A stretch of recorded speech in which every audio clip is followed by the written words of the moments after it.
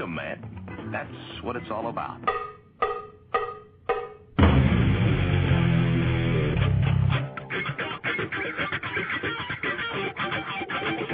You've got to groove on freedom, like the good book says.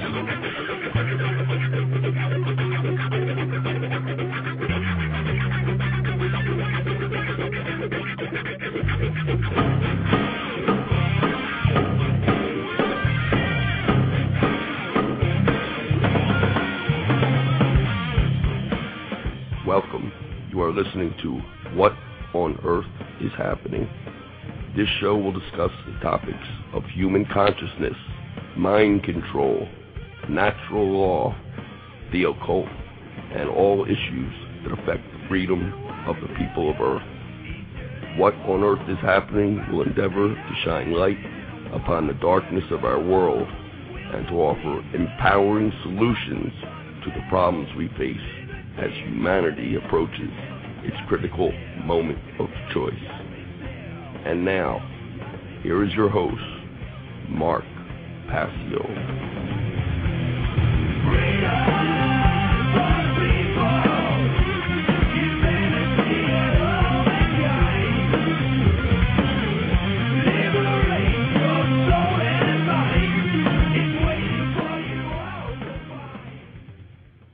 Well, ladies and gentlemen, like the intro music says, freedom.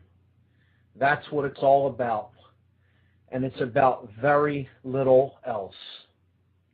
Today is Tuesday, May 11th, 2010. I'm your host, Mark Passio, and you're listening to What on Earth is Happening. This is the show where we talk about the causal factors in consciousness of the human condition that we all collectively experience. My website is www.whatonearthishappening.com, and the network's website is revolutionbroadcasting.com. This show is live for 2 hours every Tuesday evening from 8 to 10 p.m. Eastern Time. So, I have a pretty good program lined up for today. We're going to continue with the topics that we left off on last program, which was barriers to self-realization. And we'll jump into that in a few moments. But I always start off the show with an event announcements for events that are coming up in the Philadelphia area. Actually, even before I do that, let me give the call-in number for the show. If anyone wants to call in, you can call in at any time. There are no taboo topics on this show. Talk about whatever you like. The call-in number is 347-884-9417. Once again, 347-884-9417. Now, when you do call in, please hold on the line. I look at the switchboard here from time to time as I'm doing the show. I'm the only one here. So, sometimes it may take me a little bit to see that there's a caller on the line. Usually I get to it pretty quickly, but if I don't, hold on the line and I will get to you. So, the call-in number, 347-884-9417. So I'll start with an event announcement that I've read in previous weeks, and I will continue to read for the next 2 months until this event actually occurs. And I will do that because of the importance, the significance of this event and the significance of the man who inspires this event. For those of you who still may not know who Nikola Tesla was, I highly encourage everyone to research the life of this man, research how brilliant he was, research what he already has done for this world and all of the people on it, and research what his vision, his future vision for the world really was, and why it is so critical at this juncture in history to try to make that vision come alive and come true. So, this summer in Philadelphia, there's going to be an event called the Nikola Tesla Energy Independence Celebrations. It's going to be going on from Friday, July 9th through Sunday, July 11th. It's a 3-day event. And there's an area of involvement for every level of interest, from the scientist to the layman to the tourist that is just passing through Philadelphia. So I'll read the press release for this event. The Tesla Science Foundation brings together scientists, inventors, and enthusiasts for a 3-day conference highlighting the need for a new energy paradigm. This July in Philadelphia, the Nikola Tesla Science Foundation will be hosting a 3-day conference and celebration to commemorate Nikola Tesla's legacy and world vision. Tesla was a brilliant inventor who lived during the turn of the 20th century. His innovations resulted in the implementation of alternating current, radio, the AC motor, wireless technology, and many other influential inventions that we now take for granted in the modern age. Tesla's vision to bring clean, free energy to the world through advanced wireless technologies was blocked by the financial and corporate interests of his time. Through this event, the Tesla Science Foundation will bring together like-minded scientists, inventors, and enthusiasts who share the common goal of bringing Tesla's advanced energy technologies to fruition for the betterment of humanity. And here is the event schedule. They're going to have a Tesla birthday bash celebration. This is going to be on July 9th from 10 p.m. to 2 a.m. This will take place on the lawn at the Independence Visitor Center in Independence Mall National Park. This is on 6th and Market Streets in Philadelphia. This event is free to attend. Anyone can come out and celebrate Tesla's birthday. Tesla was born on midnight between July 9th and 10th. The next day, there's going to be 4 events, and 3 of them are taking place at the same time because they're for different levels of interest. So for the general person that may not know a lot about Tesla, just may want some information, may want to just be part of a good time, kind of a party atmosphere, they're holding an event called Tesla Fest. This is on July 10th, and it's an all-day thing. It's going on from 10 a.m. to 8 p.m. This is also on the lawn at Independence Visitor Center at 6th and Market Streets. This will feature exhibits, information, art, music, and it'll just be a general good time for people to learn about who Tesla was, what he tried to do, and hopefully get them interested in this great organization, the Tesla Science Foundation, and that is also free to attend. So that's an all-day event, and that's free to attend at Independence Visitor Center, July 10th, 10 a.m. to 8 p.m. On the same day, there will be presentations and lectures for the layman, for non-scientists, for just general enthusiasts who want to learn more about Tesla and his technologies and some practical applications for them in the modern world. This will be taking place on July 10th from 10 a.m. to 5 p.m. at the Free Library of Philadelphia. That's at 1901 Vine Street. I have the honor to MC this event. I will be introducing all the speakers, and the list of speakers is compiled. There may be 1 or 2 more added, but in general, these are the speakers. Russell Anderson, Michael Kelly, Tatiana Miletic, Michael Treat, Mano Divina, Michael Craner, and Brian Yetzer. This event is also free to attend. So the presentations and lectures at the Free Library on July 10th from 10 a.m. to 5 p.m. are completely free and open to the public. Also on the same day, there's a scientific conference. So this is actually a 2-day conference. This will be taking place July 10th and 11th. This is from 10 a.m. to 5 p.m., and this is for scientists and inventors. This will happen at 2 Liberty Place on the 32nd floor of the building.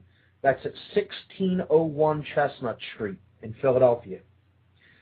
This event will feature 10 scientific presentations, at least 10, and registration is required for this event. You could do that at the Tesla Science Foundation's website at teslasciencefoundation.org. So that's July 10th and 11th, a 2-day scientific conference, 10 a.m. to 5 p.m. So the last part of the event is, overall conference is the reception, dinner, and concert. This will be on July 10th from 6 p.m. to 11 p.m. at the Arch Street Meeting House. Now, I had a mistake in the event schedule for the last couple of weeks. I'm going to correct that tonight. The Arch Street Meeting House is at 320 Arch Street. I had 302 printed in previous weeks, and I read that incorrectly. It is actually at 320 Arch Street in Philadelphia.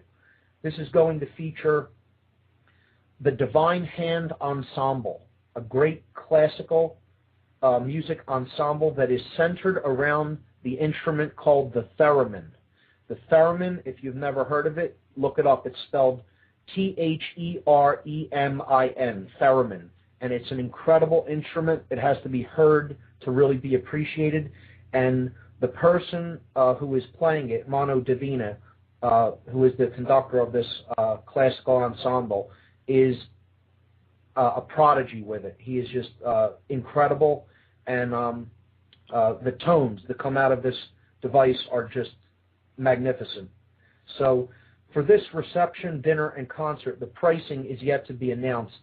I could tell you more likely than not that it will be $25 or under. I could pretty much say that, but we don't have the exact price set yet.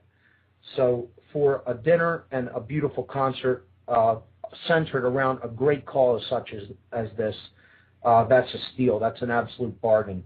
So come on out, be part of it, get involved, and bring some information to others as well. For more details about this great conference that's coming up this summer in Philadelphia, you can see the conference website at www.teslasciencefoundation.org. That's teslasciencefoundation.org. And also they have a meetup group. And if you're interested in taking part in the activities that happen here locally in Philadelphia, you could join their meetup group at ntesla, that's NTESLA.meetup.com/38, the number 38. So I'll read that again. The meetup group, you could join the Tesla Club meetup group at ntesla.meetup.com/38. So that's all the event announcements that I have for today. Actually, I have one other event announcement for the Philadelphia area. I'm gonna get that right now. Okay, here we go. This is another free documentary showing. Okay, another free documentary showing. This event is hosted by the great group Truth, Freedom, Prosperity. This will be Monday, May 17th. Monday, May 17th, from 7 to 9:30 p.m. at the Ethical Society Building, a great building and a great place to come out and check out a great free documentary. This is going, the Ethical Society building is at 1906 South Rittenhouse Square in Philadelphia. 1906 South Rittenhouse Square. And they're going to be showing Alex Jones's documentary, Fall of the Republic. Very well done piece, and it should be very educational for everyone that comes out. Fall of the Republic. So I'll read the description. On the heels of Fedstock, your friendly neighborhood Truth, Freedom, Prosperity organizers decided to reach out and ask the group members which film they would like to see this month. You voted and the results are in. We decided to introduce this month's film, Fall of the Republic. Since we only have the room until 9:30, we've decided to start at 7 p.m. sharp. So try to arrive a little bit early. You can arrive 15 minutes early. Alex Jones has outdone himself in this film. We promise it will be worth you and your guests' time, provided that you come with an open mind. So they're showing Fall of the Republic, documentary by Alex Jones, at the Ethical Society building, 1906 South Rittenhouse Square, Monday, May 17th, 7 p.m. Try to get there a little bit early, since the length of the film, they have the lecture, the second floor lecture hall up there until 9:30. So they're going to start it sharp at 7 o'clock. So I think that's it. That's all for the event announcements. And I want to tell a little interesting anecdote about something that happened to me earlier today. So I was out doing some things as part of my involvement with the Tesla group in this area. And I went over to the free library since I'm going to be emceeing for the event there. I went over there to check out the facilities and gauge what we'll be needing. So for the people involved in the logistics, I can let them know what we'll need, how many people we'll need, things like that, to help out with the actual technical things in there. And as I was coming out of there, I walked back home from there, and I was walking on Arch Street in Philadelphia toward Reading Terminal Market, if anyone is familiar with that area. And people were out there from an environmental organization. I'm not even quite sure. I believe it may have been Greenpeace or another similar environmental organization. And they were stopping people on the street, handing out literature, giving people information. And as I was coming, one of the gentlemen involved with the group pointed over to me and he said, "Sir, do you have a moment for the environment?" And I said, "Sure. Do you?" And he said, "What do you mean?" And I happened to be carrying some information about Nikola Tesla with me because I was on my way to another a business that may be a potential sponsor for the event. Not confirmed, but I was bringing them some information, and hopefully that will pan out and they will decide to sponsor it. I don't know yet, but I was bringing them some information, and so I had some info in my hands. And I said, a lot of the green movement and the people who are trying to organize different projects, they have good intentions. They understand there's problems with the environment, but a lot of their solutions don't really go far enough. They don't really take into account what really is possible from a technological standpoint. And this is largely because people who have a vested interest in keeping the energy paradigm the way that it is, they want the environmental movement to act as a controlled oppositional paradigm, not a true solution for the energy shortages or woes, or however you want to word it, because free energy is never mentioned by them.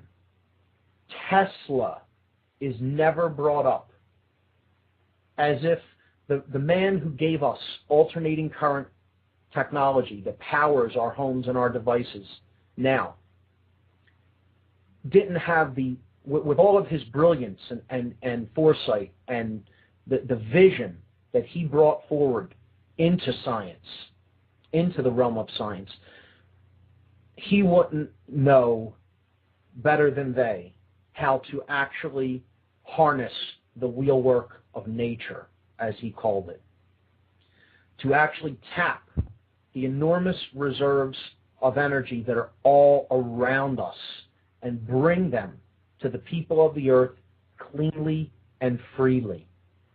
This is possible. This is doable. It isn't some pipe dream. It isn't some wild-eyed optimist vision of how things could be. It is very possible. Tesla was well on his way to being able to achieve this.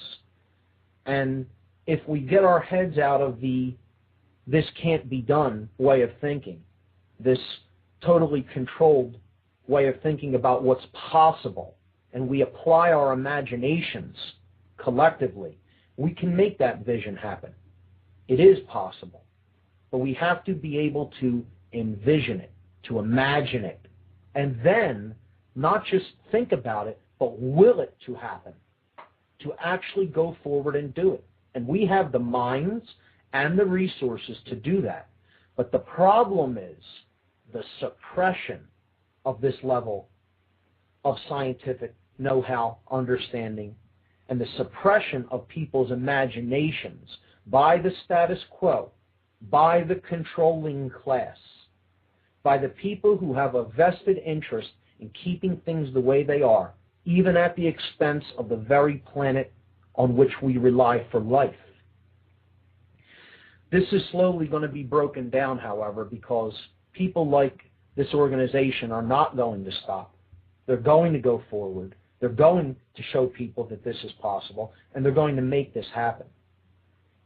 So get involved. I tried to wake up this young gentleman who has great intentions, but when I asked him about, has he ever heard of Tesla? No. Don't know what he did, what he tried to do. Imagine that. He's not taught about in history books because they don't want school children to imagine that this is possible. They want them to accept the way things are, accept that it always has been like that, and accept that it always will be like this. And that simply isn't true. So I told him a little bit about who Tesla was, what he tried to do, and I could tell the wheels started spinning a little bit up there. You know, because when I said imagine a world that would not have no dependence, would not have to rely on mining, on drilling for oil reserves in the ground. We wouldn't need to use oil at anywhere near the rates that we're using it now, drilling it and consuming it now with Tesla technology.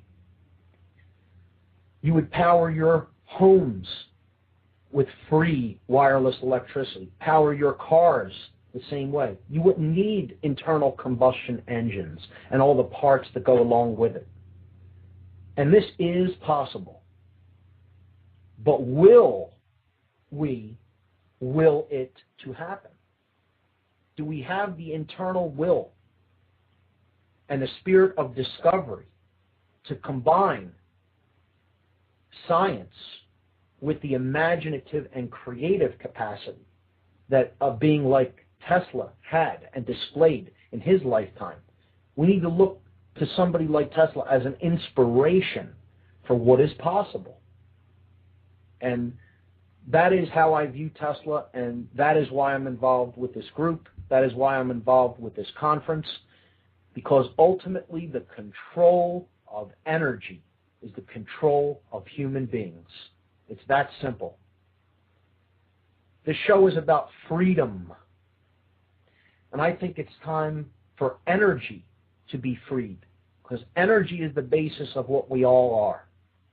And if it stays in a controlled paradigm, we will stay in a controlled paradigm.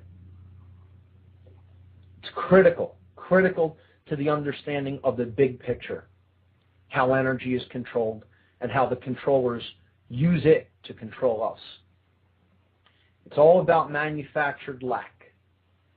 It's all about keeping people dependent.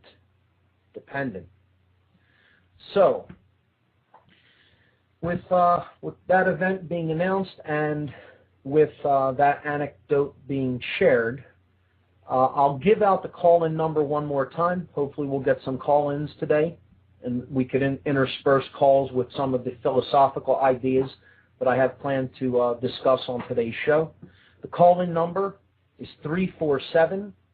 347-884-9417. 347-884-9417. Today's topic is going to be a continuation of where we left off last week when we were talking about what prevents people from understanding who they really are. What I call the realization of the true self. Not the lowercase s self, the ego-centered self, the purely physical self. What some researchers like David Icke, for example, have called the body computer, the 5 sense physical world self, lowercase s. What prevents us from understanding our higher self?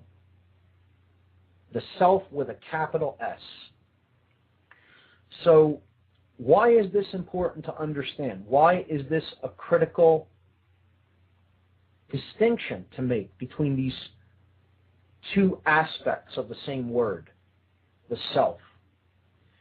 Well, we started this program weeks ago,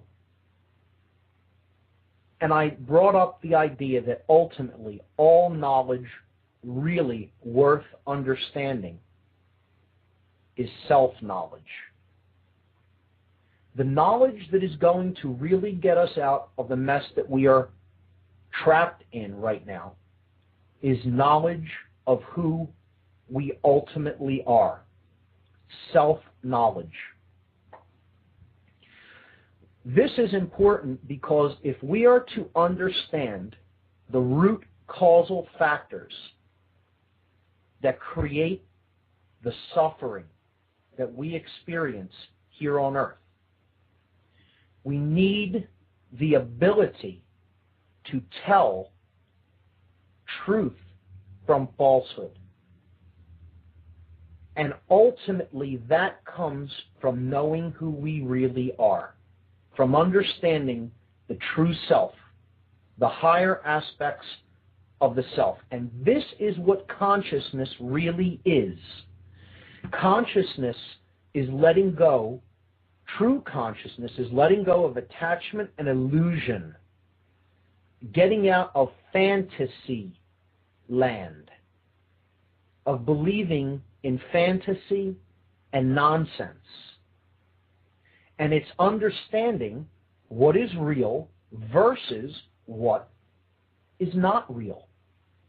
Understanding truth, which is what is real, what actually is, from falsehood, which is inaccurate perceptions of reality or outright deception and lies.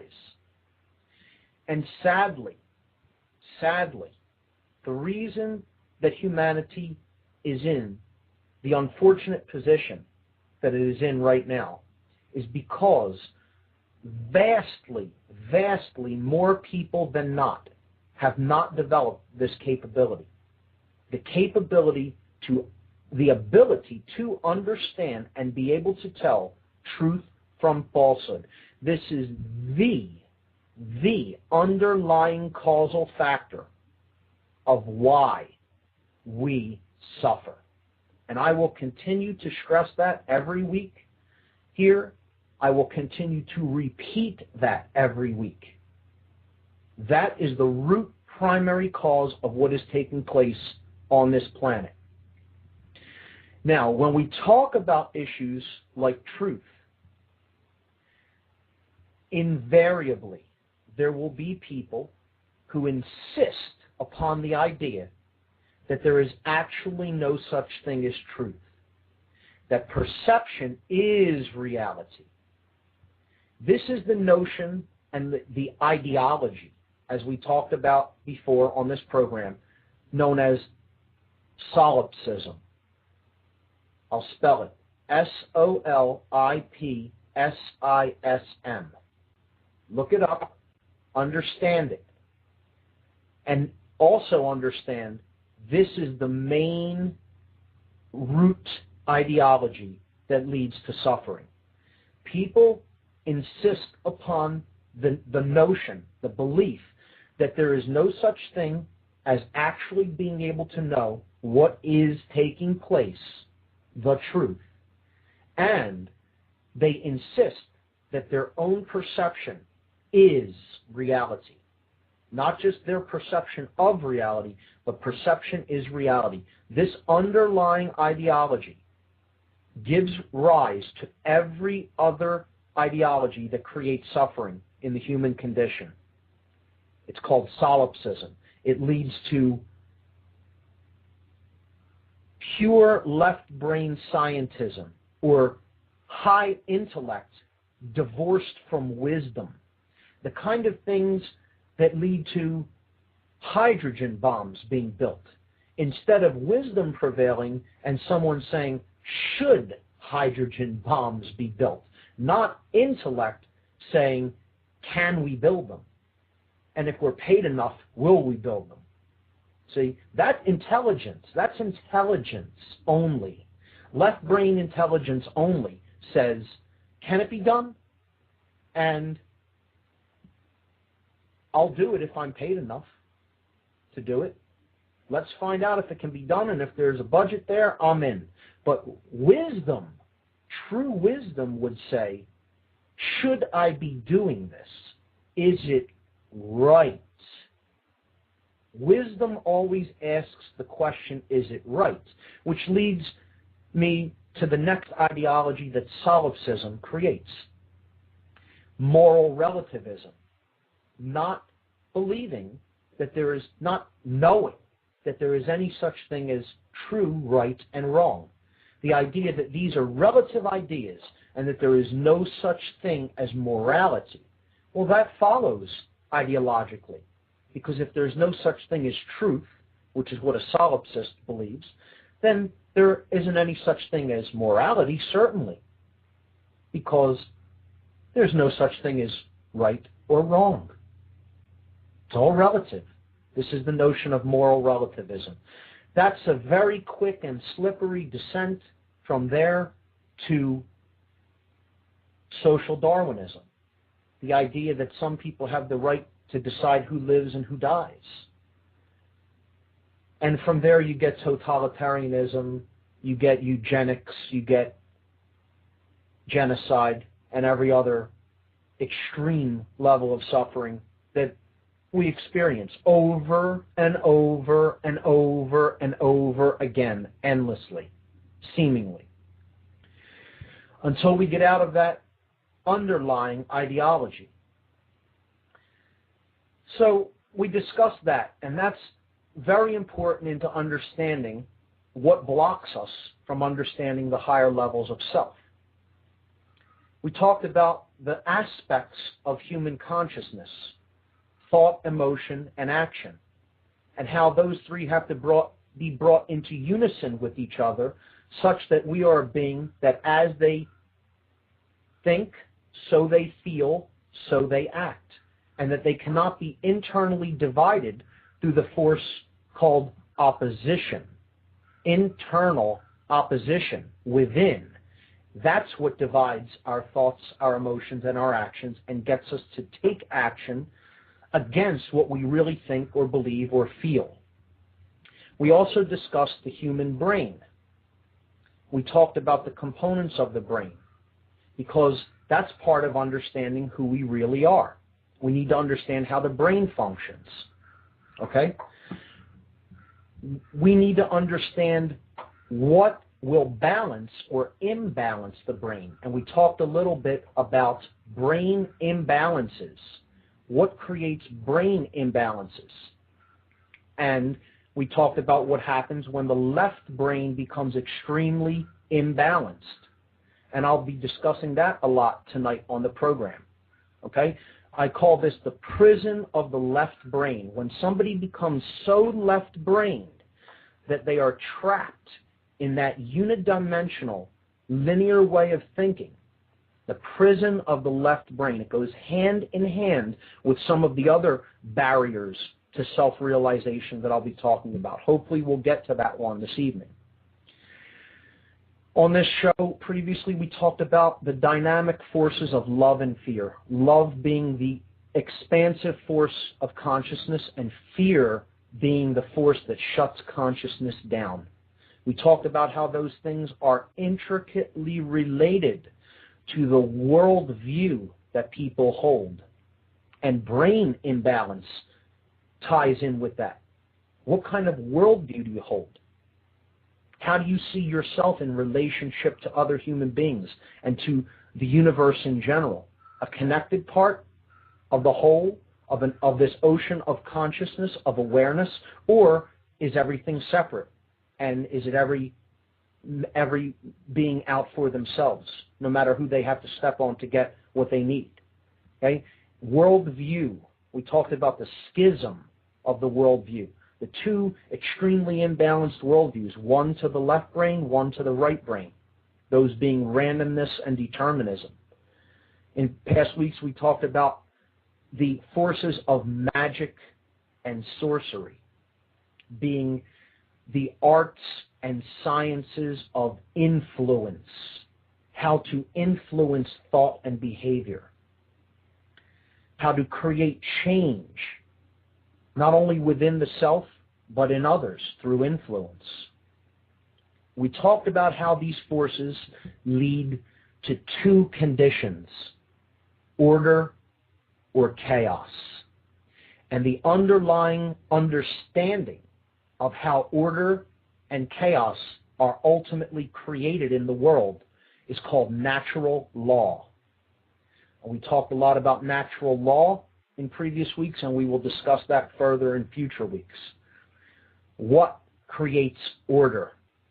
What creates chaos? Order is ultimately based on the dynamic of awakening consciousness or love energy. It is ultimately based in brain balance, the balance between the left and right brain hemispheres.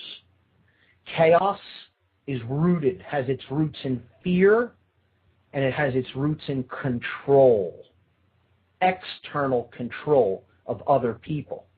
And that is an outgrowth of fear, or the force that shuts consciousness down, such that we do not understand who we really are, and we remain in a state of internal confusion and external opposition.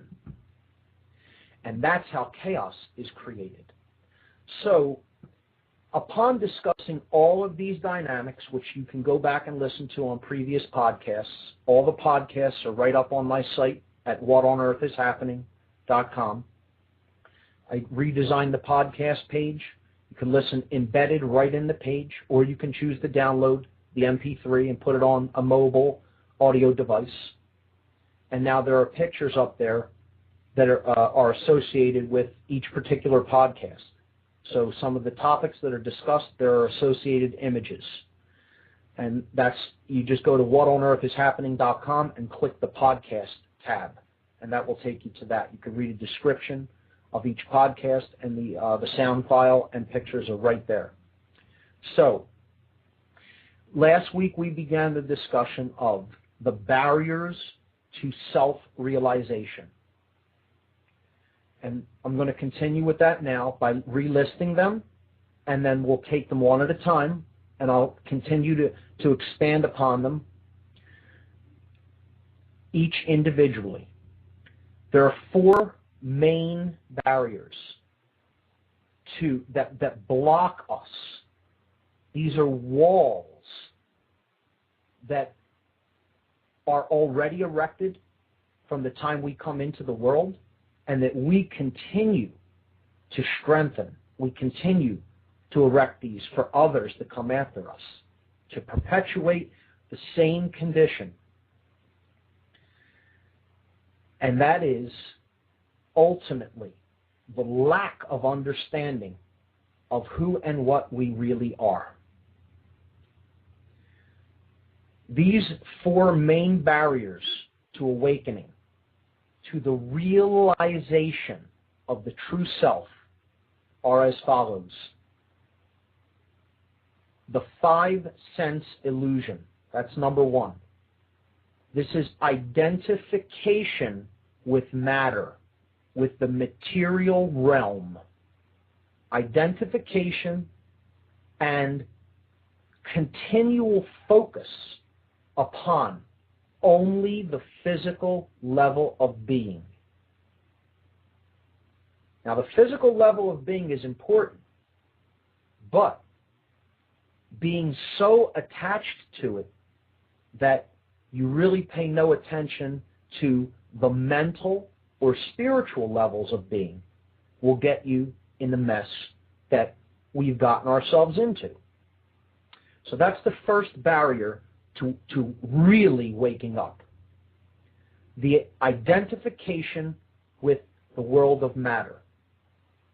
Not understanding it as a construct for experience, but actually believing that's who we are.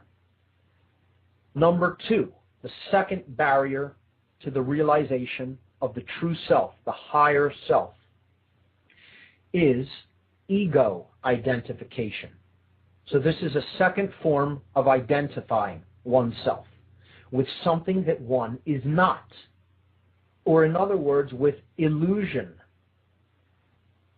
It's identifying oneself with a role that one plays and believing that the role is who one is.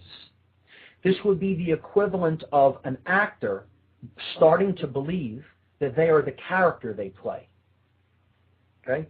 So this is called ego identification. And we'll look at deeper aspects of what this is, and we'll look at specifically what the ego itself is in the way that I am using it here. That's the second barrier to self-realization. The third barrier is the prison of the left brain. This is a very popular methodology employed by sorcerers. People who want to control other people and not have them fully be aware or see how they are being controlled. And I assure you, I guarantee you that the vast, vast majority of the people in the particularly in the Western Hemisphere, and particularly in what we call Western civilization, are firmly trapped in this prison, firmly trapped in the prison of the left brain. This is the inability to think in a non-analytical, non-linear, intuitive way. What traps people here largely is the indoctrination, the planned indoctrination and very methodical indoctrination that they are put through in the modern so-called educational system that we have in Western civilization. Now, that is not to say that people in the East, in Eastern culture, in the Eastern Hemisphere don't have the same problem, because many of them do as well. It's even more prevalent in the Western Hemisphere, but it is a favored methodology of mind control. Let's get down to brass tacks and call this barrier to self-realization what it really is. It is one of the methodologies of mind control. And if you still don't think mind control is what's really ultimately behind all of this, you haven't really learned a thing. This is what is really driving the devastation of human freedom and human sovereignty on this planet. This is what's really creating all of the conditions that we don't like and don't want on this planet, that we call bad or negative or evil. Okay?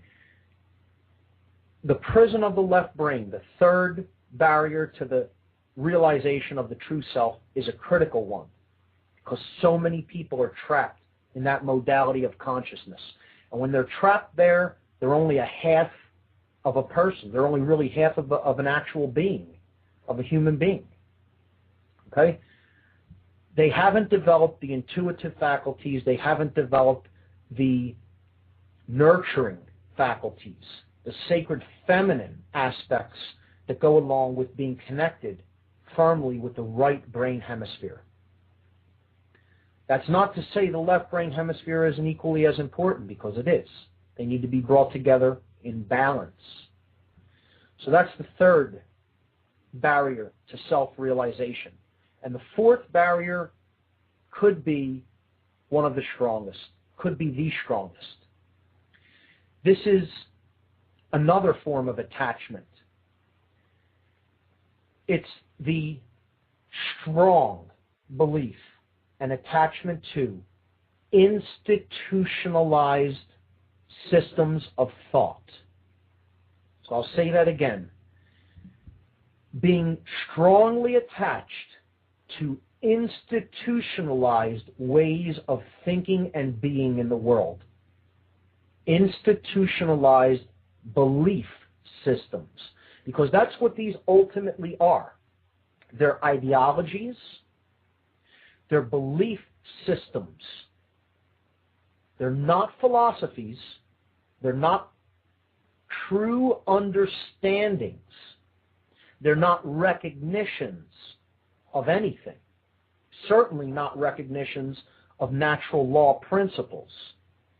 What these institutions are ideologies that are erected to protect themselves and perpetuate themselves. As such, these become institutions or institutionalized ways of thinking and behaving. So we'll be getting into what those are and how they have a firm stranglehold on the human mind. And until we break down the attachment to those institutionalized belief systems, don't expect much to change on this planet, folks. Sad to have to break that news to you, because we need to do so much more in the mind, in consciousness, than most people think. We're a long, long, long way off from where we need to be. For people that think they're going to just work a little bit within the system and make a change happen in the system and, everything's going to be fine, most people that think that way are kidding themselves. Because the system is what's keeping things the way it is. The systems that are all around us, these institutionalized systems, are what's keeping things the way they are, what's actually controlling people, because they have a firm grip and a firm control and a firm stranglehold on the minds of almost every human being walking on this planet. They're the boxes that we bring to the table. Okay? Let's make the truth fit in my box. Oh, I'll listen to you up to a point. I'll hear what you have to say on government, but don't talk about my religion being astrotheology anything but that. Now I'm walking in the other direction. Let's discuss the whole monetary issue, but don't tell me about the poison that's in my food. See, most people have boxes that they bring to the table, and this one ties in with ego identification, barrier number 2, out of these 4 extreme strangleholds on the human mind and spirit. Ego ultimately is the inability to say the 3 words, I was wrong. That's what ego ultimately is. And I was in a car a couple of days ago talking with a couple of gentlemen involved in the Tesla Foundation, and I was talking to them about some things that I thought I was sure and right about. And I'll briefly, as an aside, just tell this anecdote. When I first really started to come online and understand what was really going on in the world, as far as mind control goes, and as far as all the forms, the multifaceted forms of control that surround us, that keep our minds in such a limited state as a species, that destroy the human imagination. I was still quite naive at that point. And I thought it would just be a matter of alerting some of the people around me to what was going on and explaining to them that people who don't have their best interests at heart were getting them to believe in all of these things that aren't true. And if I simply laid out some evidence before them, they would appeal to reason. The reason in it and the logic in it would be seen by them. How wrong I was, as anybody who is at least a semi-decent level of being quote-unquote awake or conscious could tell you.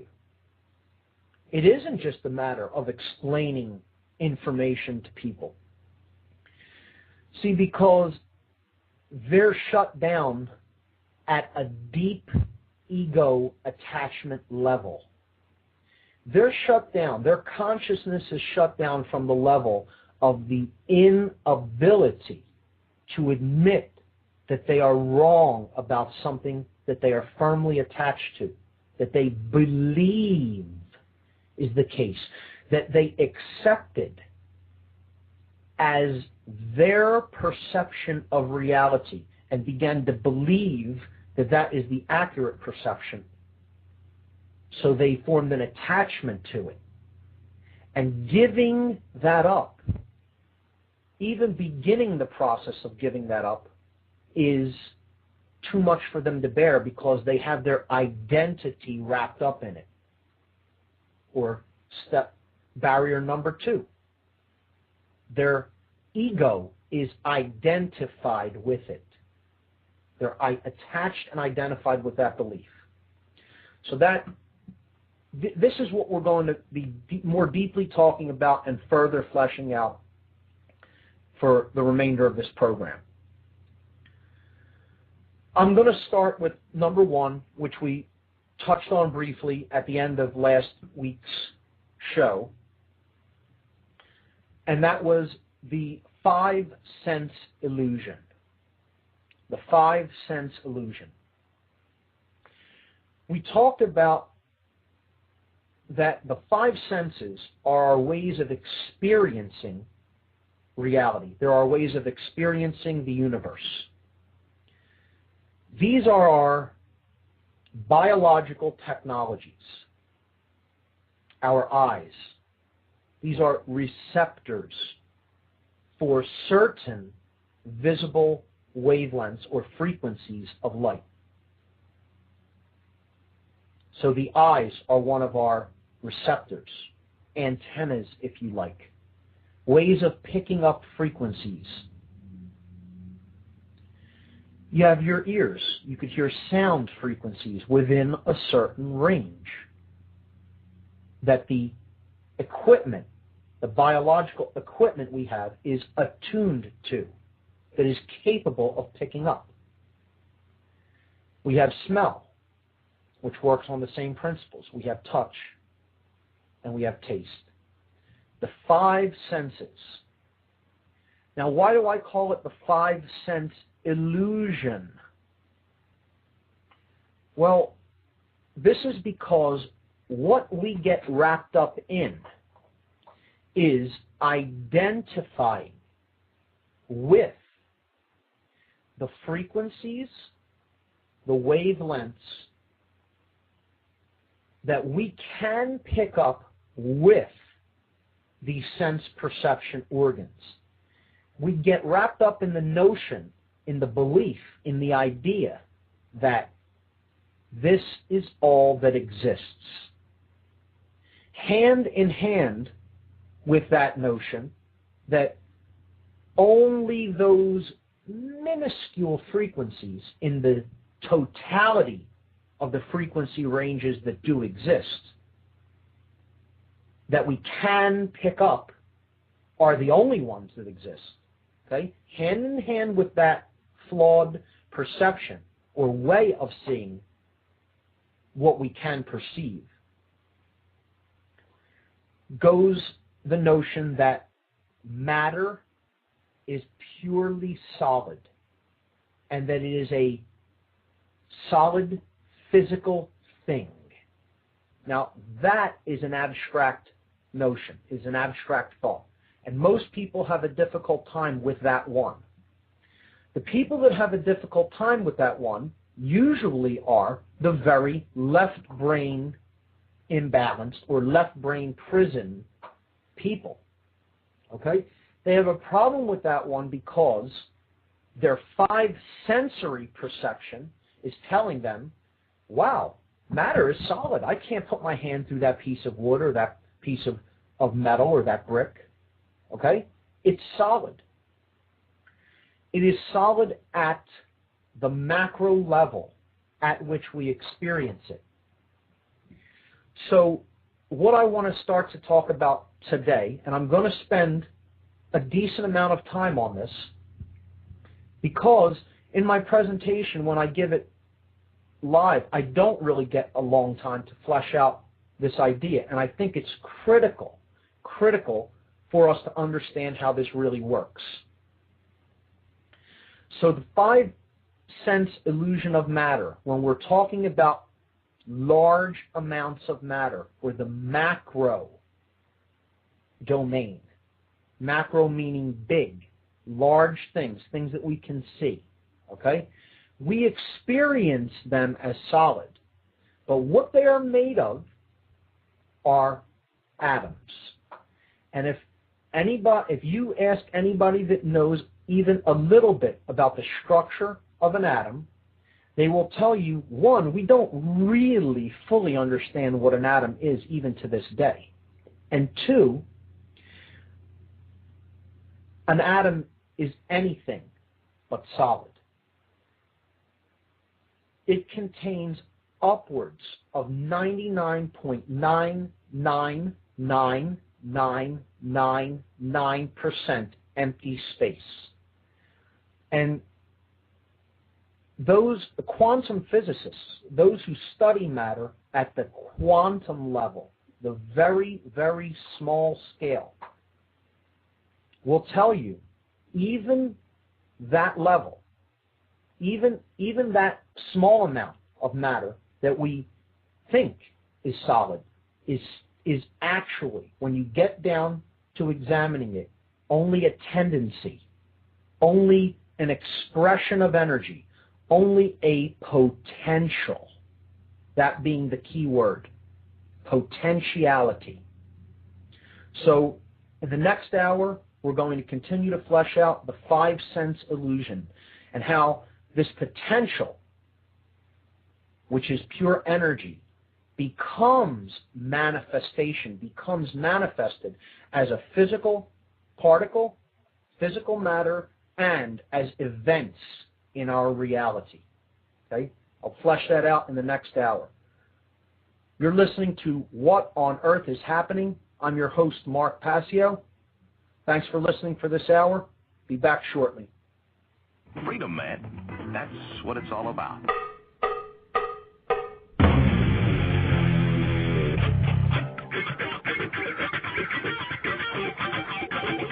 You've got to groove on freedom, like the good book says.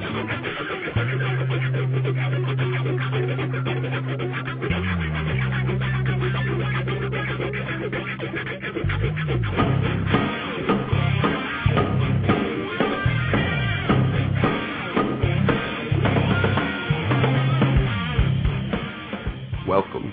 You are listening to What on Earth is Happening. This show will discuss the topics of human consciousness, mind control, natural law, the occult, and all issues that affect the freedom of the people of Earth. What on Earth is Happening will endeavor to shine light upon the darkness of our world and to offer empowering solutions to the problems we face as humanity approaches its critical moment of choice. And now, here is your host, Mark Passio.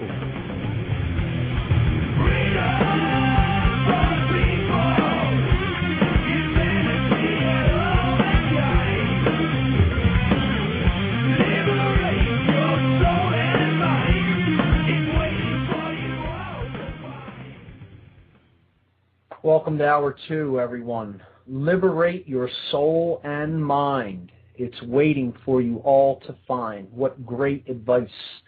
For those of you who might be interested, the intro music that I play on this show is by the band Cathedral. They're one of my favorite bands out there. Great guy, Lee Dorian, heads up that band. They're from the United Kingdom. So, what I'm going to do is get right into the event announcements, which I read at the top of each hour on this show, and then we're going to continue to flesh out the barriers to the realization of the true self, the barriers towards self-realization, the walls that we need to break down to get past this trap that we are seemingly stuck in at this point in human history. This is What on Earth is Happening. I'm your host, Mark Passio. The show is live every Tuesday evening, 8 p.m. Eastern Time. The call-in number, I'm going to give the call-in number again. If anybody wants to give me a shout, feel free to call in at any time. There are no taboo topics. Talk about whatever you want here. Call-in number is 347-884-9417. 347-884-9417. So I'll jump right into the announcements. This summer in Philadelphia, a great event is going to be put on by some great people, and everybody, whether you're going to come to this event or not, should really research and check out the man who inspires this event. Nikola Tesla. The Nikola Tesla Energy Independence Celebrations 2010. July 9th, 10th, and 11th in Philadelphia, PA. The Tesla Science Foundation brings together scientists, inventors, and enthusiasts for a 3-day conference highlighting the need for a new energy paradigm. This July in Philadelphia, the Tesla Science Foundation will be hosting a 3-day conference and celebration to commemorate Nikola Tesla's legacy and world vision. Tesla was a brilliant inventor who lived during the turn of the 20th century. His innovations resulted in the implementation of alternating current, radio, the AC motor, wireless technology, and many other influential inventions that we now take for granted in the modern age. Tesla's vision to bring clean, free energy to the world through advanced wireless technologies was blocked by the financial and corporate interests of his time. Through this event, the Tesla Science Foundation will bring together like-minded scientists, inventors, and enthusiasts who share the common goal of bringing Tesla's advanced energy technologies to fruition for the betterment of humanity. Here's the event schedule. July 9th, from 10 p.m. to 2 a.m., the Tesla Birthday Bash. Tesla was born at midnight between July 9th and 10th. This is going to be on the lawn at the Independence Visitor Center at 6th and Market Streets in Philadelphia. It's free to attend, and there'll be some Tesla coils. They're going to set off Tesla works, as they're calling it. Tesla-inspired fireworks. They're going to fire off some Tesla coils at midnight at the hour of Tesla's birth. That's the Tesla Birthday Bash, July 9th, 10 p.m. to 2 a.m., Independence Visitor Center, 6th and Market, free to attend. Next event is the Tesla Fest. This is an all-day festival outside at the Independence Visitor Center. There'll be music there. There'll be some art there. There will be exhibitions, some inventors with their inventions, general information. This is also free to attend. This will be happening all day on July 10th at 6th and Market Street, Independence Visitor Center, from 10 a.m. to 8 p.m. That'll be going on. They're calling that Tesla Fest. Now, a couple of the more serious aspects of the events. There will be presentations and lectures about Tesla, his life, his technologies, some practical applications for his technologies in the modern world. This will be Saturday, July 10th, 10 a.m. to 5 p.m. at the Free Library of Philadelphia, 1901 Vine Street, in the main lecture hall. So I will be emceeing that event myself. I work with the Tesla Science Foundation. I'm honored to be an active member of that organization, and they asked me to MC the event at the Free Library. There's going to be some great speakers there, including Russell Anderson. Russell will be speaking about anti-gravity.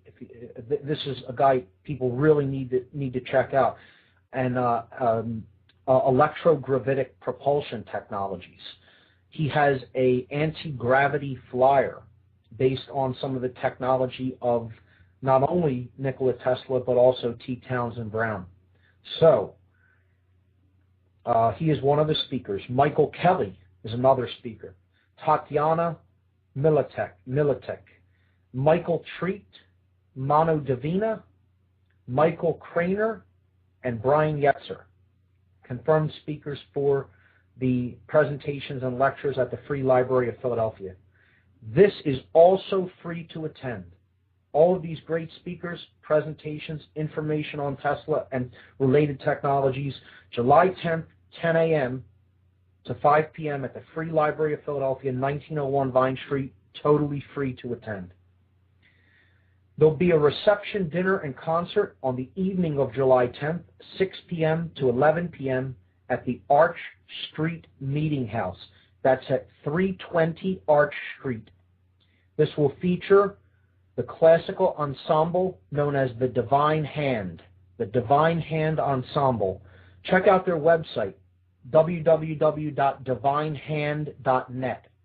You will be absolutely amazed at the music that this group puts out, how beautiful it is, and it is centered around the electronic instrument known as the theremin. Pricing for the dinner and concert is still to be announced. However, I'm fairly confident that I could tell you that it will be $25 or under, which is an absolute bargain for a great evening out, and it's going to a great cause, because the control of energy is the control of people, and that needs to come to an end, and we do need a new energy paradigm if we're really going to be free. The last part of this conference is the scientific conference itself. This is will be very much geared toward scientists and inventors. They want to explore these theories and technologies. This will be July 10th and 11th.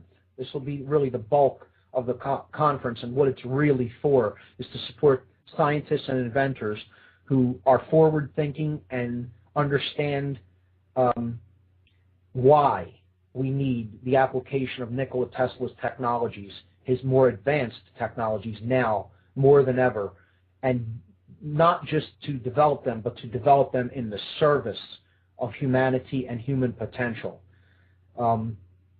And that is what Tesla really did have envisioned for the world until his funding was suddenly cut by people with other interests in mind. So this scientific portion will be July 10th and 11th from 10 a.m. to 5 p.m. on both days at 2 Liberty Place on the 32nd floor. This is at 1601 Chestnut Street. It will feature at least 10 scientific presentations, and registration is required for this event. I don't personally right now know the exact pricing, but you can register for the scientific portion of the conference at the foundation's website, teslasciencefoundation.org. And that's the website you want to go to for any emerging details and for any other information. teslasciencefoundation.org. Also, if you want to join the meetup group associated with this group, the Nikola Tesla Club meetup group, they keep you abreast of all the activities of the Tesla Foundation in this area, and you can go and join the meetup.com group at ntesla.meetup.com/38. That's NTESLA,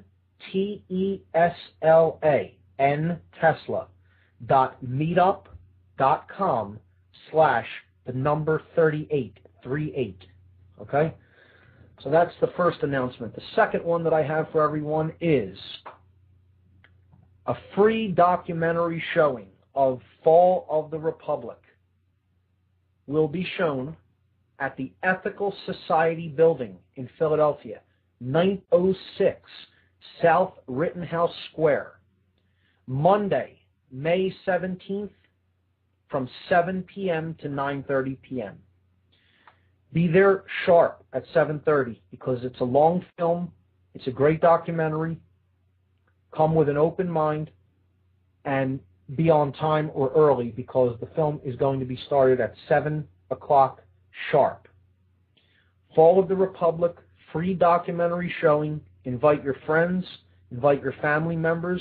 It's a very well done and very well put together documentary about what is going on right now in the United States. And this is at the Ethical Society Building, a great venue, a great place to see a free documentary. Monday, May 17th, 7 o'clock p.m. sharp. Get there a little bit early. So that's the event announcements I have for the second hour of this show.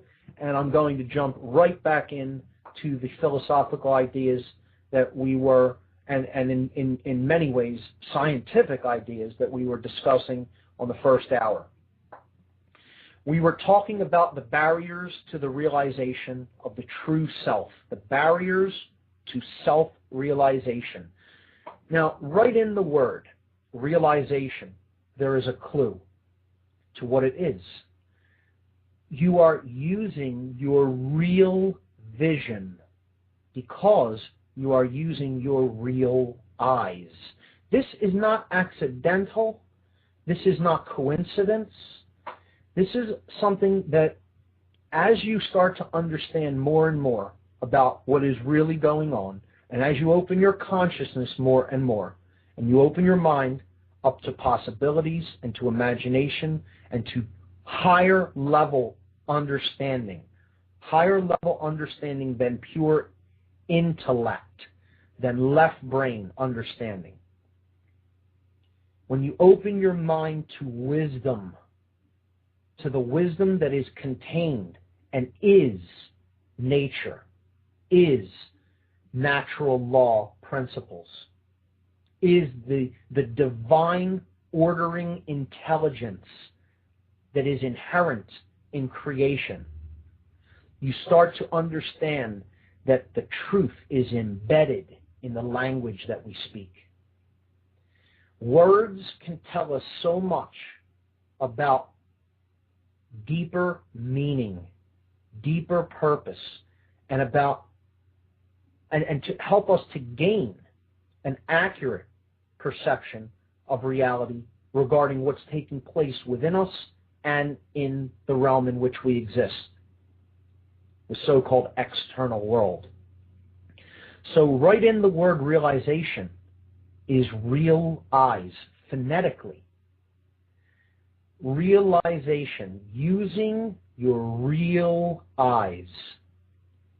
Kind of like in the movie The Matrix, when they unplug Neo from his pod, and they're rebuilding his muscles. They're helping him to be able to function in the real world again, because he was trapped in the land of illusion. He was trapped in fantasy world in the Matrix. And he asks, as they're assisting him in this process of helping to build up his strength, he says, "Why do my eyes hurt so much?" And the answer that comes back from Morpheus is, because you've never used them. Because you've never used them. Most people here are not using their real eyes. They see things from a skewed perspective that is based in brain imbalance, that is based in fear, that is based in a poisoned view of themselves and the world in which they live, and most of all, is rooted. And the reason that it is there is due to deep, deep mind control. Let's make no bones about that. Let's not sugarcoat it at all, and let's call it what it really is: mind control. Ultimately, breaking out of that sense of that false paradigm of reality, of that mind control that most people are embedded in, is coming to an understanding of the true self. That's what getting out of mind control ultimately is about. Knowing who we really are. Becoming self-realized. Seeing with the real eyes, which equates to being able to see the truth as it is. Being able to see the world around us as it is, not skewed by how we wish to see it. That is ultimately what self-realization is about. The ability to tell truth from falsehood. So, we were talking about the five-sense illusion, that we have sense perception organs that are attuned to be able to pick up certain frequencies of reality, but not all frequencies. An example is the human eyes cannot see colors that exist below the violet range. Below the red range of colors. We call this the infrared spectrum, the infrared frequencies. Infra meaning below. We cannot see below red. Now, above the violet frequencies, called the ultraviolet, the human eye cannot perceive. Does that mean there are no frequencies that exist at either of those levels, below the red or above the violet colors of the spectrum, of the visible spectrum? No. Of course there are frequencies there. There's an infinity of frequencies there.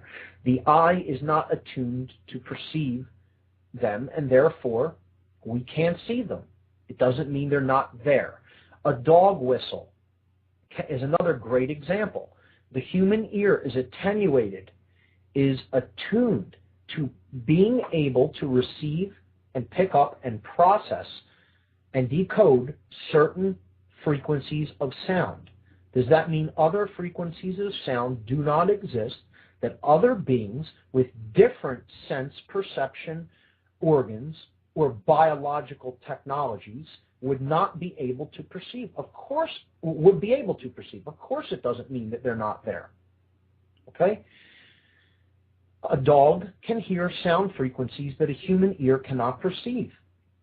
Well, to a very left brain or a very five-sense trapped individual, when someone blows a dog whistle, they would say there's nothing there.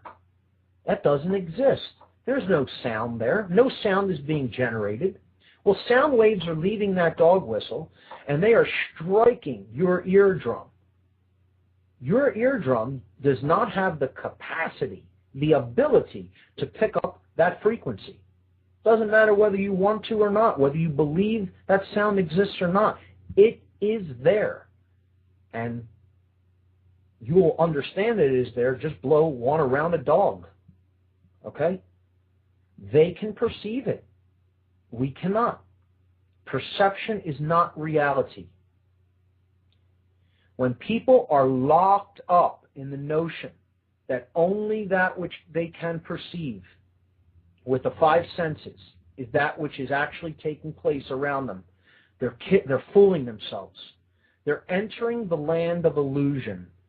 They're entering deep ego, which is the barrier number 2, ego identification, and it fits hand in hand with the five-sense illusion. We were talking at the bottom of the last hour about how people not only think of reality as only that which can be perceived with the five senses, but as matter, as being completely solid and physically solid and real from a perspective of this is actually what exists and this is all that is. That matter is the only thing that is important. This ties in with the notions that physical survival is all that is important, that only physical well-being is all that is important, no matter how much the mind may degenerate or the spirit may degenerate. And this is a very, very deep and difficult trap to be stuck in, and it's difficult to get out of. Because once we're attached to these notions that the things we can perceive are all that exists and that matter is completely solid, we get into the state of having a severely limited idea of what is actually possible, because we have a severely limited idea of what reality contains. So we're cutting ourselves off from different choice points, you could look at it as. We're cutting ourselves off ultimately from imaginative potentials. And that was what I left the last hour off on, was that matter ultimately is actually not solid, but is a potential energy. It has a potential to exist. If we look at the quantum level of matter, we will see that all matter really is energy that is vibrating at a certain frequency. That's all it is. It is not actually solid mass, as we think of solidity. Now, all matter is made of the same basic substance. Vibratory energy. This is the basis of physical reality. And all reality, all matter shares the same properties. It's what we are made of. It's what the stars and galaxies are made of. Okay? So from the very, very, very, very small to the very, very, very, very large. From the micro domain to the macro domain. Essentially, matter is vibratory energy. That's the key thing to keep in mind. It ultimately does not actually have solidity as we are used to thinking of solidity. If you are able to perceive it at the quantum scale, which is the very, very infinitesimally small scale, you would see that matter is simply vibrating energy with ultimately no mass. Think of it like a guitar string that is plucked, and when you see it move, you can think of it that, oh, that string is in all of those places at once. Okay? Think of it like, what if you were to spin around a jump rope so fast that it looked like a ball to the visual field? Okay, like a fan, right? A fan blade is not in all of the space that it spins in. The blades are only in half to 2/3 of the space that the full fan actually spins in. Now, does that mean that you won't perceive that fan as something that's solid if you put your finger in it? Sure you will. But it doesn't mean that the entire plane on which the fan is spinning in is the solid part of the fan. It's the same thing with matter and energy. Vibration is what makes energy appear solid. So if you were to take a string or a jump rope, as I gave an example of, and twirl it extremely, extremely, extremely fast, you could almost make that appear like a solid ball of matter, because no one's hand would be able to be put through it. It would strike the hand, and depending on how fast it was going, it would actually feel like something that is solid if you could not actually get any other piece of solid matter through it, if you follow the visual example I'm trying to construct. We have to understand that is ultimately what all matter is. Why is this important to understand? Okay.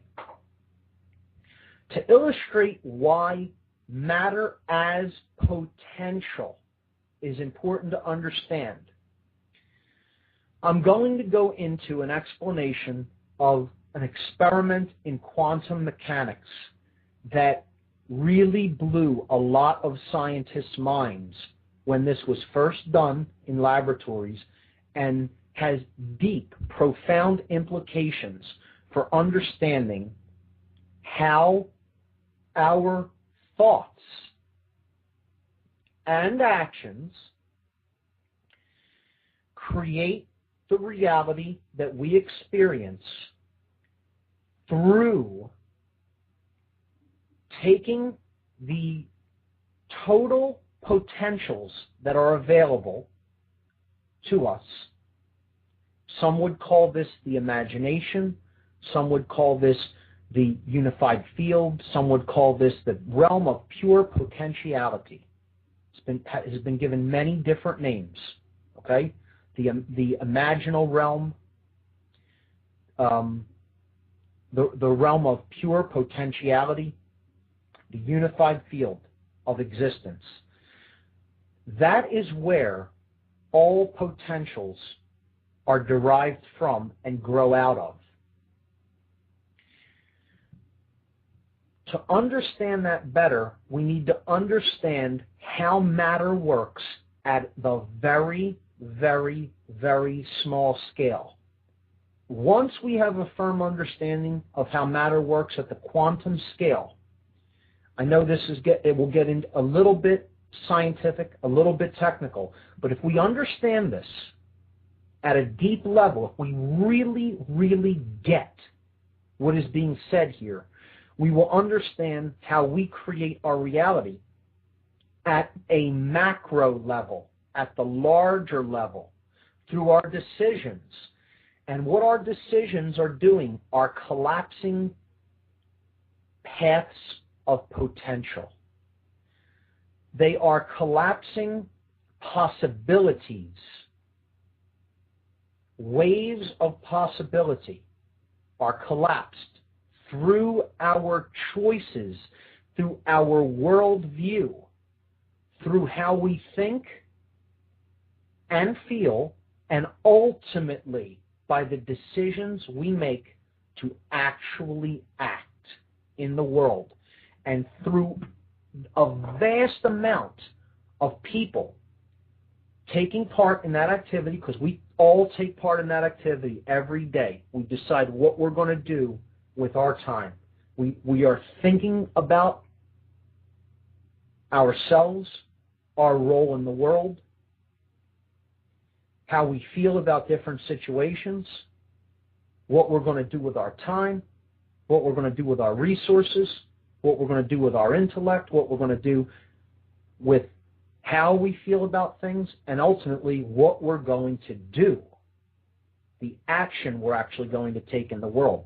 Now, through everybody doing that, we collapse these potentials that exist for anything to be able to happen, for anything to occur. Potentiality.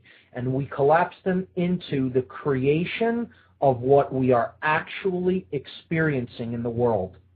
Now, we will understand that a little bit more clearly when we look at how matter behaves at a very, very, very fundamental level, the quantum level, the very small level.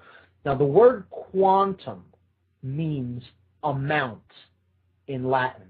Quantum means amount. So what this word is used to describe is a packet of energy, an amount of what we call matter, which is essentially energy, as we just talked about. So there's an experiment in science that is, I guess, not so fairly recent. It's been around for almost 20 years, if not that amount so far. Maybe even longer than that. It's called the double slit experiment. The double slit experiment. S-L-I-T, slit, okay? As in making a slice through something. The double slit experiment. Look this up on a video website. Maybe I'll post a video link to it on the podcast page sometime either later tonight or tomorrow. But look it up and watch a video about this, the double slit experiment. It is amazing to understand how matter works at a small level. What's more amazing to understand, after I explain what this experiment was about and why it blew the mind of physicists all over the world, who originally couldn't even believe or accept what they were actually seeing, what this will help us to understand is how our choices create what we experience at the large level. Because ultimately, we are made of this stuff. It is behaving the same way at the quantum scale all the time. And ultimately, choice, consciousness and choice, free will is what is from this field of potential that I'm going to talk about when I talk about the experiment. From those available potentials, it actually collapses down the possibilities and then creates events that actually take place in our lives. And I'll explain that further. But let's get into the experiment itself first. The double slit experiment is looking at how matter behaves at a very, very, very small scale. Scientists want to understand what the electron, one of the smallest smallest subatomic particles, is. What is this thing that we call an electron? This orbits the nucleus of an atom, the center point of it. They take Now, let's before we even look at the experiment from the quantum scale, let's just envision the setup of the experiment, okay? Because before we do it with electrons, let's think about this at a big scale of matter, okay? Let's think of this if we were to do this with ping pong balls or golf balls or something to that effect, okay? If you put one vertical slit through, let's say, a door or a screen of some sort, let's say it was made of wood or metal, okay? You carved a thin vertical slit. Okay, so let's say you have a wooden panel that's, let's say, 8 feet by 8 feet, and you're going to set this wooden panel up in front of something that your projectiles could pass through. Okay, so let's say you're going to do this with ping pong balls, and let's say on the other side you have, some form of a soft material that the ping pong balls could get actually embedded in. Okay, you're going to fire them really fast with a ping pong ball shooting gun. Okay, for visual effect, try to envision this. Okay, so I have a gun that shoots ping pong balls, or you can even look at it as paintballs. Let's use that because that's even easier to visualize. So you have paintballs, right?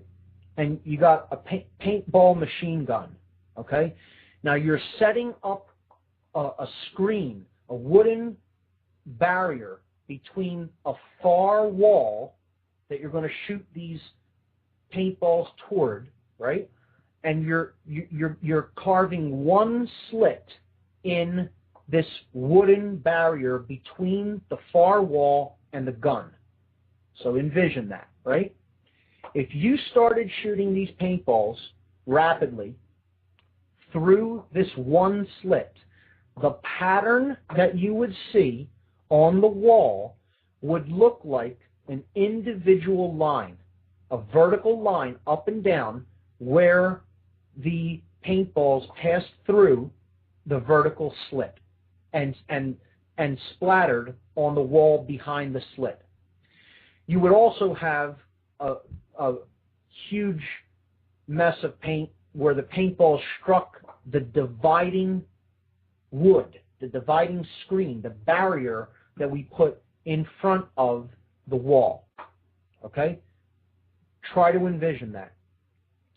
If you put a second slit alongside the first slit, let's say separated by several inches or a foot, and you did the same thing, you started firing the paintball toward these somewhat close together slits, you would get a duplicate pattern on the back wall behind your double slit.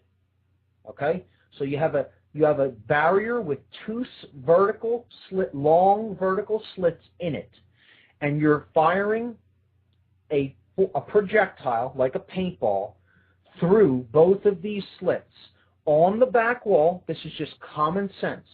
Everyday common sense would tell you you're going to have a pattern on the back wall that look like the two slits, two vertical lines where the paintballs would have gone through one or the other of the slits and struck the wall behind the barrier that you put up with the slits in it. Okay? Now, some of those balls would have gone through one of the slits, some would have gone through the other slit, and some of them would have struck the wall, the dividing wall, the barrier wall with the slits, and not gone through one of them to strike the wall that is past the divider. Okay, so hopefully that is clear and people can envision that.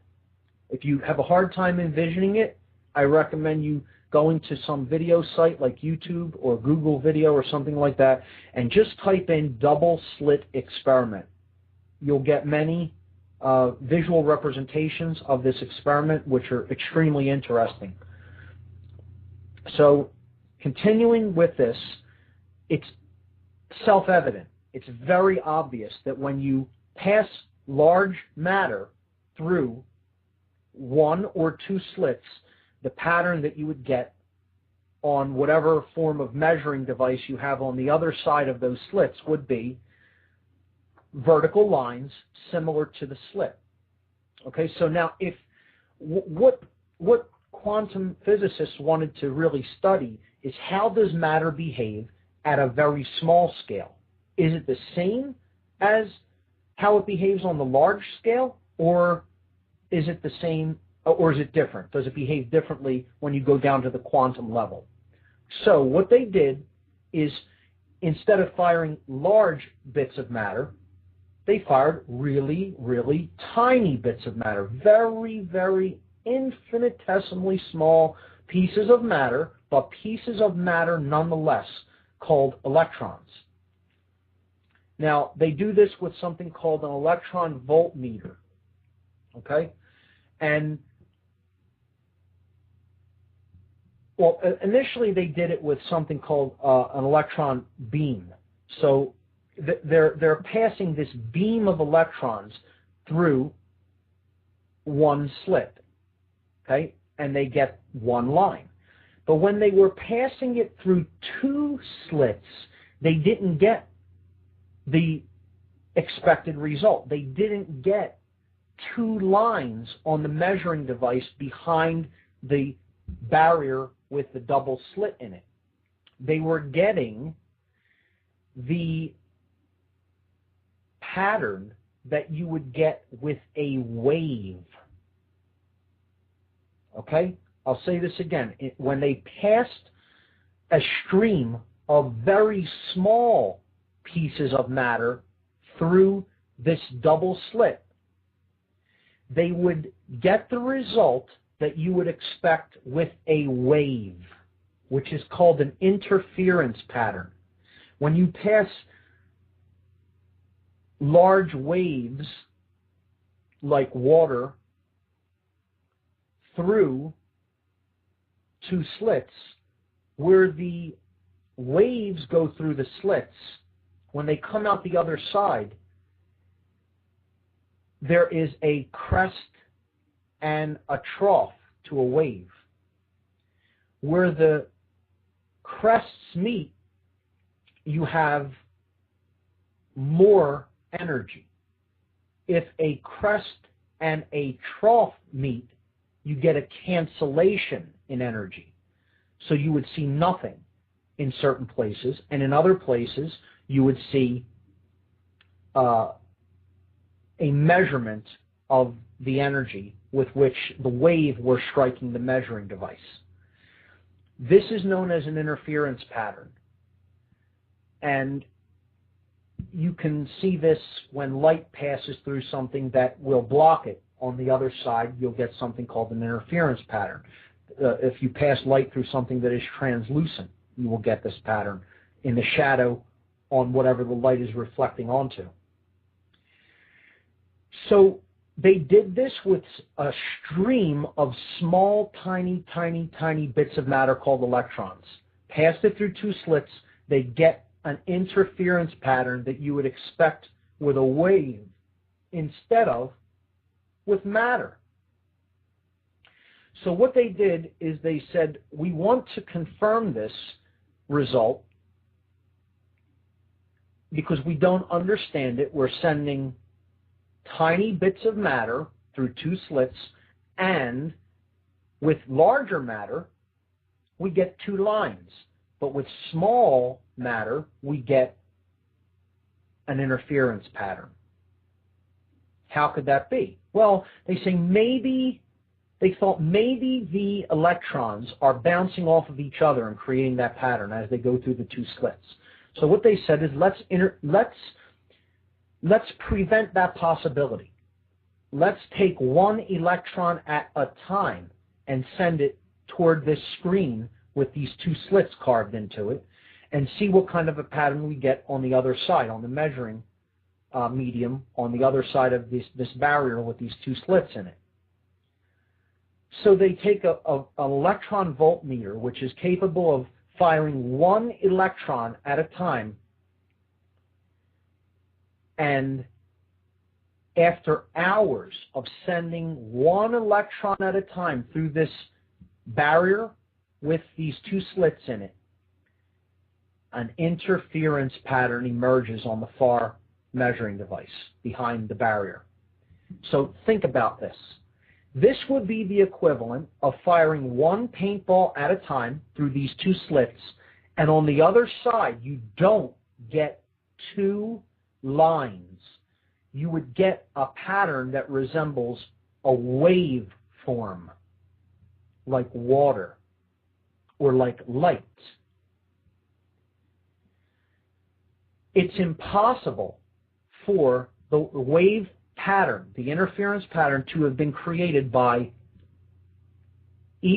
any of these individual electrons striking other ones and so bouncing randomly and creating that effect, because they eliminated that possibility by sending only one electron at a time through the slits.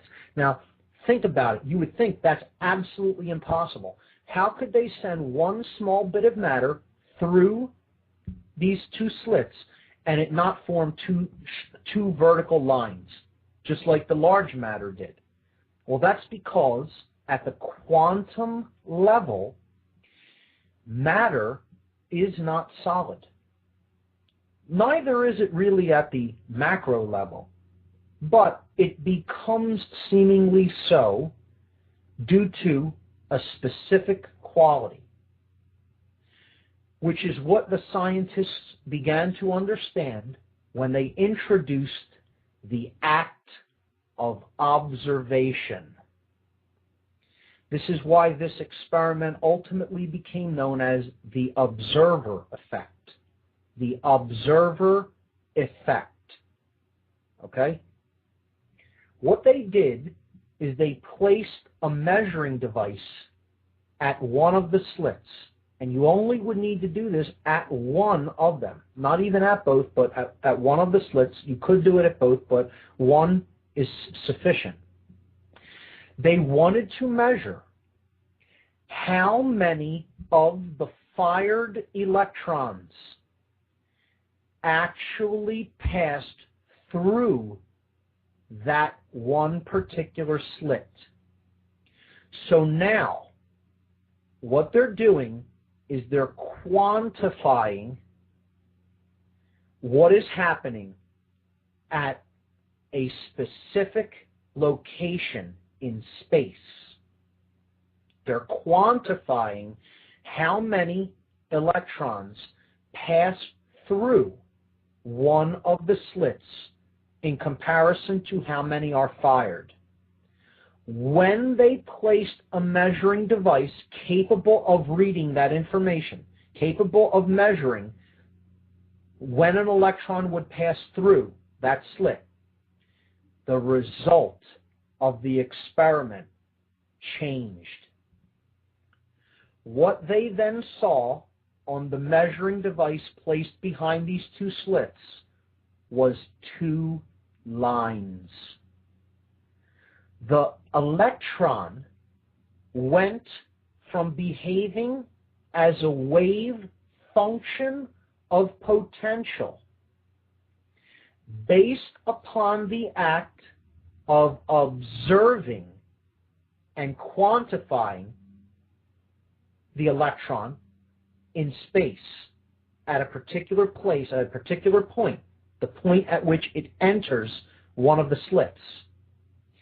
By that very act of observation, the possibilities were collapsed. This showed the scientists doing this experiment that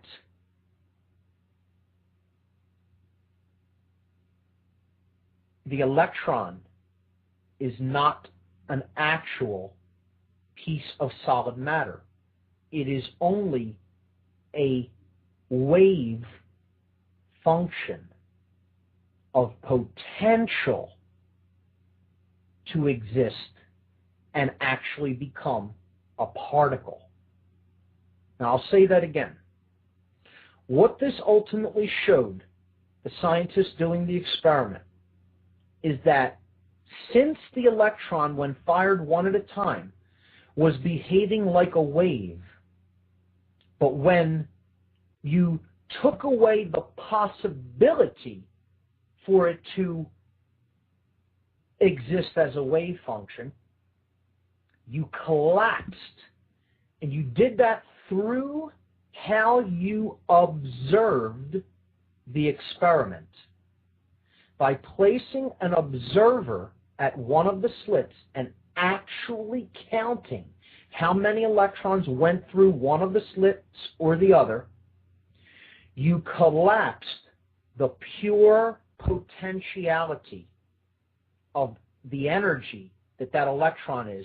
And that act, the act of observing it in that way, created the actual piece of matter.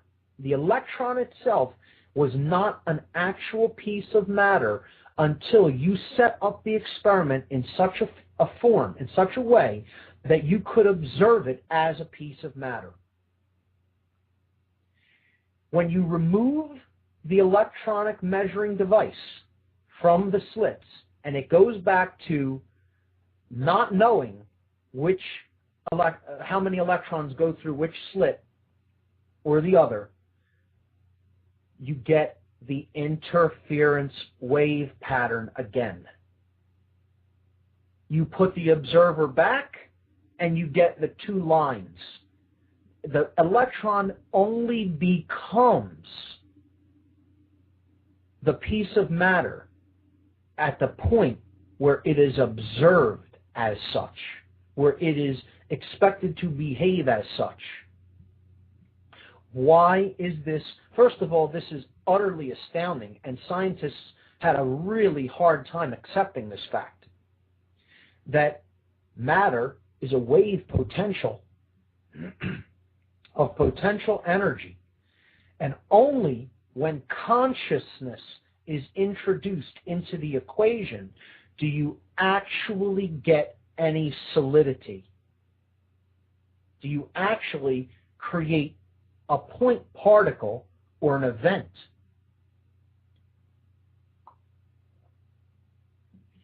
See, in the original portion of the experiment, where they're sending one electron through the slits, it only really becomes a piece of matter when it hits the screen on the background. And it shows an interference pattern because up to that point, it was a wave function of pure potential. Now, to get a little bit more technical, and maybe over some people's heads, this is known as superposition. In reality, all the possibilities that electron could have made, it did make. It hit the screen and bounced back. It went through the left slit, it went through the right slit, and here's the kicker, it went through both slits simultaneously, all at the same time. Every possibility that it could have done, it did, when it was a wave. That is the only way you could get an interference pattern. What the electron interfered with was itself after it passed the screen as a wave of potential. What does this mean in consciousness? This means that until we observe things differently and think about our role in the cosmos differently, we are not going to be working with the availability of potential that we really have, and we are going to be collapsing that function, that wave form of potential, into something that we do not really want to experience unless we observe things differently and that we think about them pretty much drastically differently than most of us have been thinking about them. So this is the quantum double slit experiment. And what it ultimately explains is how matter behaves at the quantum level and how that is governed through our own observations and actually what we expect to see. We continue along the same way of thinking, we will continue to get the same results. When we change the way we are thinking, we will get different results. Consciousness and the act of observing, of being the observer, is what ultimately creates the reality that we experience. And this is not some New Age perspective. This is confirmed through scientific observation, and it is actually how things work at a macro scale. And what collapses all the field of potential and possibilities that we can experience is our choices. Free will decisions to take action is how we actually collapse all of the potentials that we can pull from, the field of potential, the unified field where all potentials exist. We then collapse them into events through our choices. And that's how we get what we experience. That is where I'm going to wrap up the 5 sense illusion. If you really deeply understand that experiment,